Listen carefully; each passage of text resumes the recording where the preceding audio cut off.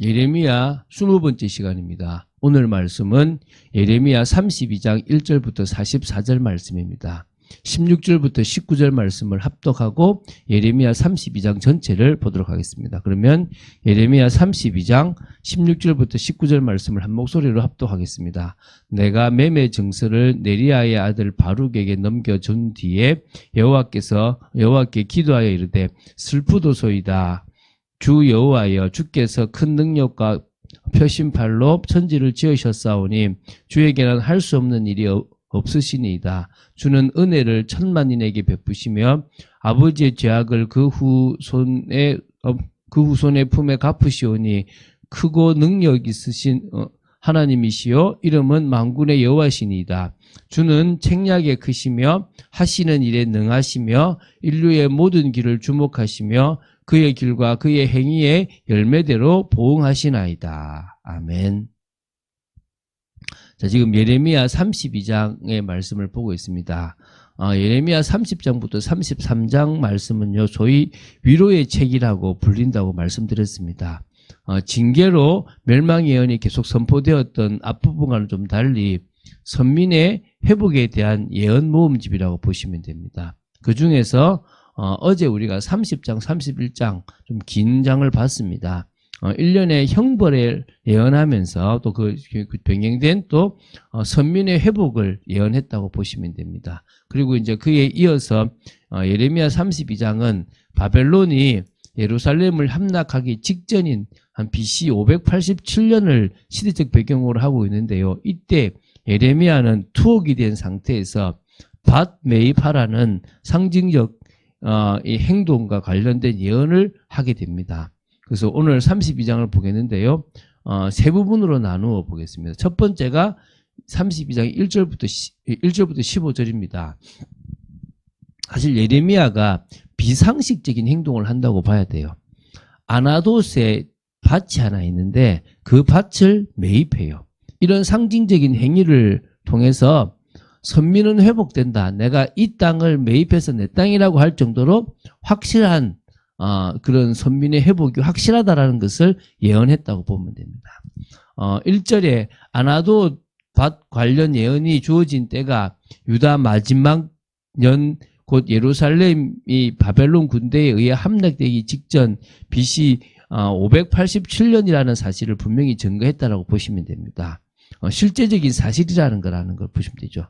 이때 이제 2절부터 5절에 보면 아나돗에 있는 밭을 매입하는 것과 관련된 예언이 주어졌는데 그때 그 환경적 배경을 좀 설명해요. 당시는요, 예루살렘이 바벨론 군대에서 포위된 상태였고 예레미야는 예루살렘 멸망을 예언하고 시드기야에게 넌 사로잡혀 갈 거고 포로로 갈 거다라고 예언을 하고 나니까 시드기야 왕이 화가 나서 왕궁 시위대들에 이렇게 가둬뒀던 그런 상황이었어요.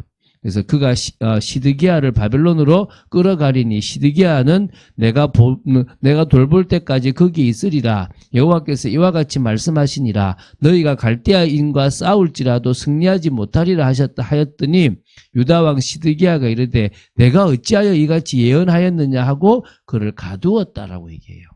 우리가 보통 33장 너는 내게 부르짖으라 하는 그 말씀이 이제 이 전체 배경 속에 있다고 보시면 됩니다. 6절부터 11절을 보면요. 예레미야가 하나님의 명령에 순종하여 밭을 사게 되는데요.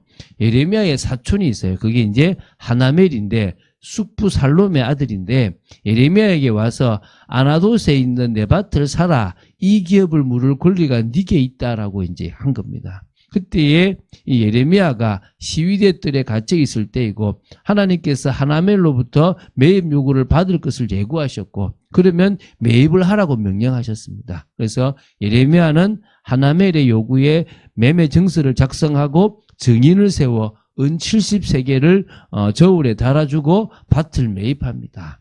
이 지금 밭을 매입하는 것과 관련 있는 거예요. 그래서 이제 11, 15절에 보면 예레미야가 아나돗에 있는 밭을 매입하는 절차를 완료한 후에 이 행위를 통해서 남유다의 후대가 유다 땅을 매입하게 될 것을 예언했어요. 이런 일이 너희들에게 있을 거다 나중에. 그래서 선민 회복은 확실한 것이니까 믿어라라고 간접적으로 예언한 겁니다. 그래서 예레미야는 사촌 하나멜로부터 아나도스에 있는 밭을 매입하는 절차를 마친 후에 매매 증서를 그의 충실한 서기였던 바룩에게 주어 보존하도록 명령했거든요. 장차 유다 땅에 대한 매매가 이루어질 것이라는 선포를 하는 것이죠. 그래서 유다가 현재는 하나님의 징계를 받아 멸망할 것이지만 장차 본래의 토지 주인들이 그 소유권을 행사하여 토지의 매매가 이루어질 것이다. 그러니까 이런 상세하게 너희들이 지금은 아닌 것처럼 보이지만 결국은 토지를 매입하게 될 때가 온다라는 거죠. 그래서 바벨론 군대의 포위로 말미암아 예루살렘 멸망이 임박한 상황에서도 예레미야는 하나님의 약속을 믿고 하나님을 바라보았기 때문에 절망하지 않고 도리어 회복의 소망을 가지고 아나도스에 있는 밭을 매입할 수 있었다라고 보시면 됩니다. 소망을 심어주는 그 후대들에게 그것을 심어주는 행동인 거죠. 두 번째가 이제 16절부터 25절입니다. 아나도스 이 밭을 매입할 즈음에 선민의 현실에 대한 예레미야의 탄식 기도가 나와요. 그래서 16절을 보면 예레미야가 매매 증서를 네리야의 아들 바룩에게 넘겨준 뒤에 여호와께 기도를 했어요.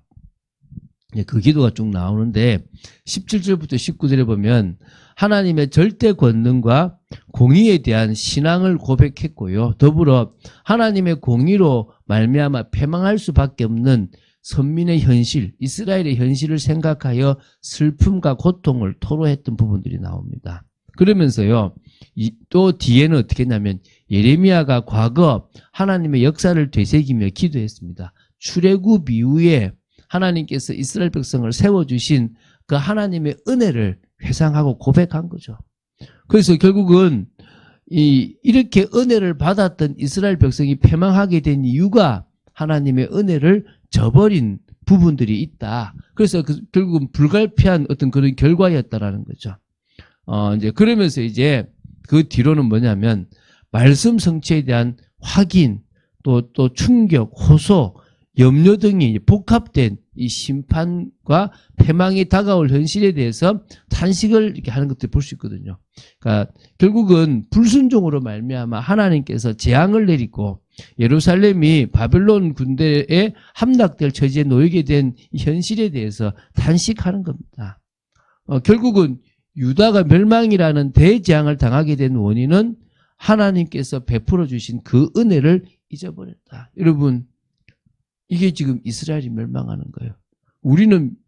우리도 어찌 보면은요, 내가 잘했다라고 생각하고 착각하면요, 또 고통이 옵니다.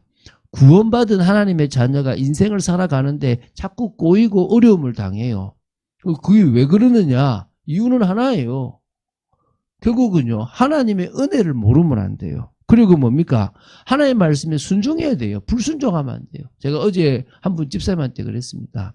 자녀가 있는데 자녀가 자꾸 자기 고집대로 나가면 부모는 자녀한테 혼을 내든지 징계를 하게 돼 있다. 왜냐하면 사랑하기 때문에 그렇다. 여러분, 하나님이 사랑하기 때문에 자기 자식한테 하는 경우가 있잖아요. 근데 그걸 못 알아들으면 자꾸 돌아가야 돼요. 그래서 절대적인 믿음으로 순복하면 되는 겁니다. 이제 마지막 이제 그러니까 32장 26절 44절인데요. 그래서 이 예레미야의 탄식 기도에 대해서 하나님의 응답이 나타나는 겁니다. 그래서 심판이 지나고 나면 뭐가 돈다? 회복이 있을 것이다라고 하는 입체적 예언을 주신 겁니다. 그래서 26절, 27절을 보면요. 이 예레미야의 탄식 기도에 대한 본격적인 응답의 말씀을 주시기 전에 예레미야의 고백대로 당신은 할 수 없는 일이 없는 전능자이심을 선언하세요. 여러분 믿으십니까? 하나님은 전능자예요. 못하시는 일이 없습니다.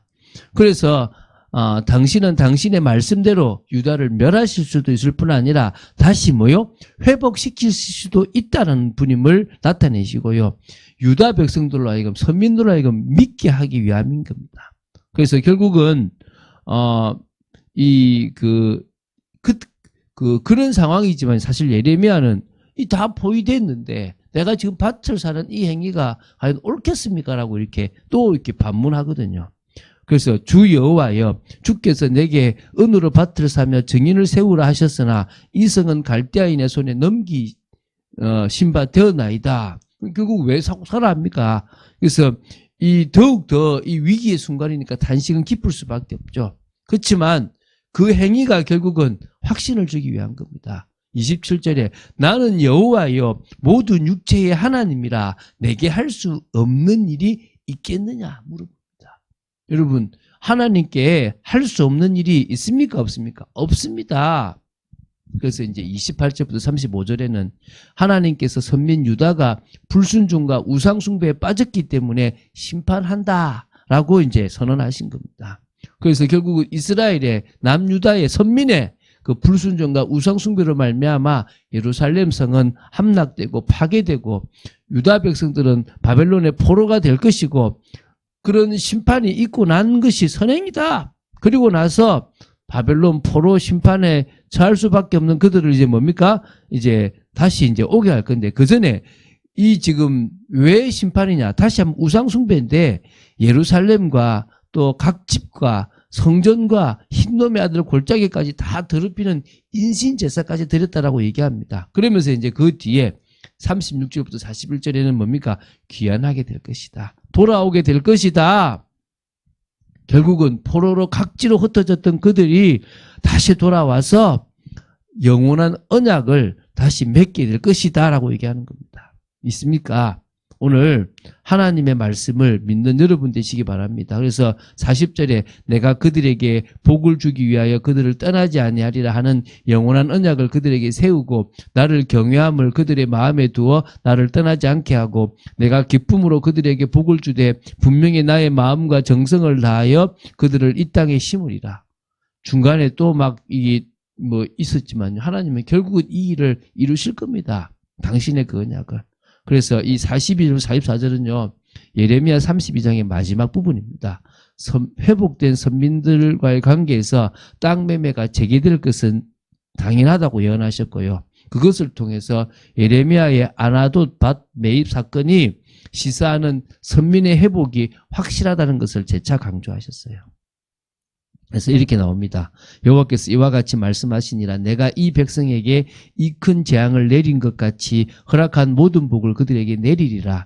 너희가 말하기를 황폐하여 사람이나 짐승이 없으며 갈대아인의 손에 넘긴 바 되었다 하는 이 땅에서 사람들이 밭을 사되 베냐민 땅과 예루살렘 사방과 유다 성읍들과 산지의 성읍들과 저지대의 성읍들과 네겝의 성읍들에 있는 밭을 은으로 사서 정서를 기록하여 봉인하고 증인을 세우리니 내가 그들의 포로를 돌아오게 함이니라. 여호와의 말씀입니다. 믿습니까? 자, 우리는 이 시대에 뭐 붙잡으면 됩니까? 오직 그리스도 한 분만 회복하면 돼요.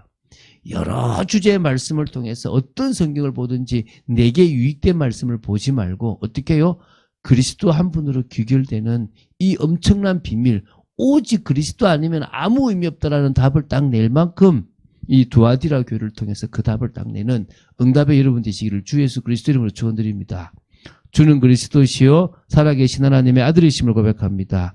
말씀 따라가는 축복 속에 독재들을 지켜주시고 인도하여 주시기를 간절히 소원합니다. 성령의 충만함을 받기를 원합니다. 믿음의 고백이 되어지기 원합니다. 믿음으로 나아가는 저희들의 삶이 되어지기 원합니다.